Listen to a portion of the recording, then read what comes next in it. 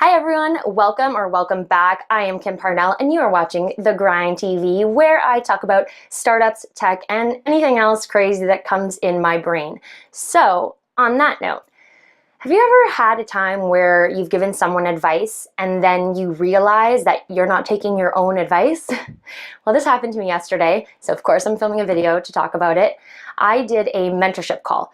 And I had done a couple of these through a charity that I worked with last year where people could purchase mentorship calls with me and the money would all go to charity.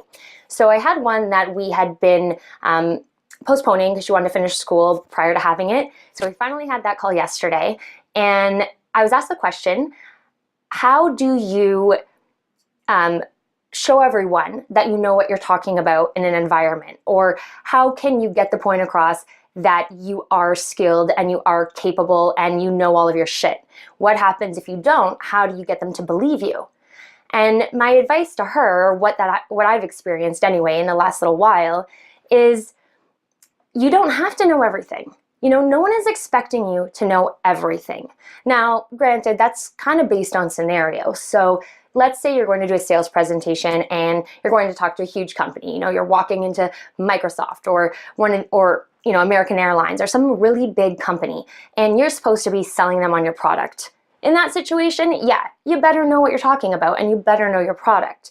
But we're referring more to a situation where maybe you're just trying to get someone to listen to you, or maybe you're meeting with some potential venture capital investors or any other type of investor, or maybe a potential business partner or another company that you want to work with. So in those situations, it's okay to say that you don't know something yet, or that you're still learning, or that you guys are still figuring out how to do some things. That is okay.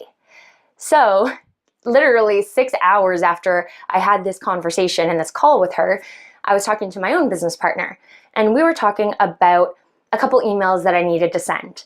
And I was debating whether I should be sending these emails now with a current version of some marketing materials that we had, or if I should wait until we have our better version that we are actually working on right now. You know, I was wondering if sending this current version would deter anyone, or not necessarily deter, but like not get the response we wanted, and if we were losing out because of that. And he said, well, why don't you just say when you send it, you know, this is what we have for now, we're working on a better one. So if this intrigues you, we'll definitely send you the better version and all the other materials when we have them, but this is a starting point. And I had to laugh because this is literally what I told her 6 hours ago. And sometimes we just have to really remind ourselves, and luckily, you know, I bounce things off him, he bounces things off me, but it's great to have some of those people in our life that can say, don't you say this all the time? Like, why are you not following your own advice?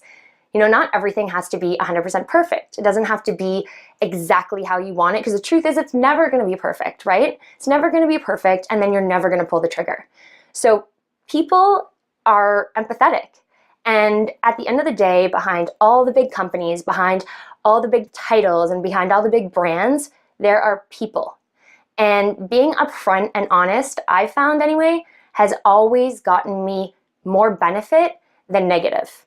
You know, to say that you are still working on something or you haven't figured something out yet, what can someone really say to that at that point? You know, they might, you know, say you should know this, but other than that, it's completely changed the tone of the conversation. So when I was speaking with her yesterday, I brought up a reference, and hopefully some of you guys are old enough to remember this as well, but there's a movie called 8 Mile. And in this movie, it stars Eminem, who's a huge famous rapper. And one of the last scenes where he's battling another rapper, they like pull a straw or something to see who goes first. And usually the person who goes second has an advantage because they can call on all the other things that the person prior to them said.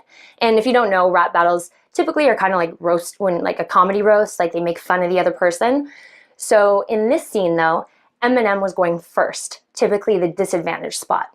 But in going first, what he did was, instead of make fun of the other person, he called out all his own flaws. He made fun of himself entirely. He basically said, I'm going to say all the things that you can say against me, so you have nothing to say. And I know that movie might have not been, you know, critically acclaimed as something that touched people to their core. To me, though, that mentality and that scene really resonated with me because that's kind of something my mom taught me growing up. There was quite a lot of times that people would make fun of me, or, there's bullies, kids are mean. But if you own your flaws, or you own the things that you are not really good at, or you own the things that you're still working on, they have nothing to say. Like, what is someone going to say to that at that point? So in a situation of like someone that's intentionally trying to upset you, right away you've like squashed that. There's nothing they can say. But moving into another situation of a person who is maybe looking to do business with you, or a friend, or whatever the case may be, even if those people have really good intentions, it's just human nature to start asking questions in their brain. They might be scrutinizing or picking apart different things, or wondering if you've thought about something, and then maybe if they call you out on it and you haven't, you think that they're going to discredit you. At the end of the day, if people find out that you are lying about an answer, or you're maybe faking something, or even worse, you're just talking around in circles to avoid answering the question, that always looks worse. Always. It always looks worse. So just be upfront about where you're at, about what's going on.